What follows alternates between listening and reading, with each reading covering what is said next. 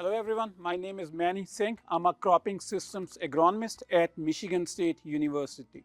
Today we are here talking to Marc Hasenick. I'll let you introduce, I'll talk a little bit about yourself, Marc. Yeah, my name is Marc Hasenick, farm in Lower Michigan with my family. We raise corn, soybeans, wheat, canola, little rye here and there. We started cover cropping about 10, 15 years ago, sort of a natural progression. We'd been no-tilling for almost 30 years on some of our ground. Okay. And we found that with the covers, it helped to improve our weather resiliency. 2012 was a big year for us, terrible drought. Our no-till corn yielded 130, and our fit ground, well, our average was 78. So by 2015, I think we were 100% no-till and 100% cover crop. Okay, so it's interesting you mentioned that extreme year, 2012, right? So how about other, like a typical season, or since then, you know? The bad years make it obvious, but even in the good years, there's still definite benefits. Cereal rye ahead of beans for us has been big from a weed control standpoint. Its ability to suppress mare's tail for us was huge. We end up broadcasting everything after corn harvest. Okay. And that way we're not subject to the extreme dry spells that you can get in October and September. The multi-species cover after our wheat and canola ahead of corn really reduces our fertilizer bill in that corn crop the subsequent year. What are the benefits you're getting? So it's sort of hard to quantify a dollars and cents. Like herbicide, I can say I use rye, and then versus another herbicide program, it's pretty easy to put pen to paper. One of the ancillary benefits that I have found is where we have a cover and we're trying to plant beans green into that cover crop versus the same field, that ground without the cover is wetter. You'll smear the sidewall. It'll take more downforce on the planter to get in the ground proper. And it just doesn't have the tilth that it has with the rye growing. And on the tail end, even as it's drying up, you'll get that moisture back. The rye is just borrowing it. So let's talk a little bit more about termination, right? Planting green versus killing it ahead of time. What's a good window? If looks like you prefer green, but we will generally plant and then terminate within 5 days. Okay. And we're terminating with a sprayer with chemistry. Okay. It does get a little tricky if you're trying to put down a lot of your pre-emergence herbicide as well.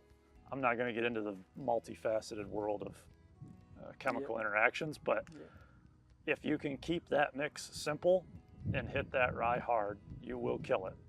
Okay. Then you can come back in with your residuals at a later date. Or if you want to get residuals out early that won't kill the rye, we've done that as well. Really, you want to be crispy when you plant or green. Okay. The in-between is bad. Let's say they're already no-tilling and they're just, okay, I'm going to go out and burn down now like I normally would. But on this field, I have some rye growing as a cover experiment. Terminate it. Leave a strip where you don't terminate it. See what happens when you plant green. Okay. Okay. You know, on-farm trial and error is the only way that people will figure this stuff out. So yeah, that's a really good recommendation. If you're starting up, right, try it out and put some test strips out there. See what really works. Any ideas on, again, if I'm starting, you know, what are the biggest challenges I might face that will sort of ease out down the road, you know, so I'm not like willing to give up. I'm just thinking, you know, like some quick, you know, rule of thumbs that you can give to someone who's starting and sort of encouraging them not to give up or be aware of X, Y, and Z. Yeah. The planting green or planting crispy thing is definitely a big one. Okay. That's become one of our rules of thumb. The other thing I would say is definitely the KISS method. Keep it simple. Keep it simple. Don't, understand your management limits, whether they be mechanical, personnel limited, whatever they are. don't do something that puts you in a position that is almost impossible from the get-go. You know, observe what's happening, keep your options in front of you, and know what plan A is, know what plan B is, know what plan C is, and have one.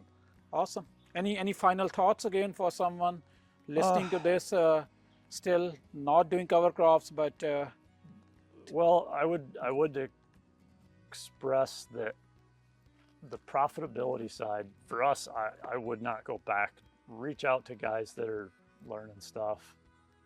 They're doing it for a reason, and it's not generally as altruistic as the world wants to think it is. It requires thinking about things a little differently. We had to go, you know, instead of doing what we used to do, plow, pick stones, disc, plant, now we're going to go spread rye, wait, plant, spray. The workload, the time in the field was much less. When you decide to plant is no longer as much up to you as it used to be. You can force the issue if you're in a fit system. I go hit it with a disc, dry it out, get a crop planted. You got to wait until Mother Nature sort of says it's okay to go if you're going to rely on the system that we're using. Okay. All right. That's good to hear. Thanks, Mark. It's No about problem. to start Thank raining, you. so I think Yeah. we're just on perfect timing. Yeah. So We again, don't I want appreciate the your hardware to get feedback. wrecked. Yep.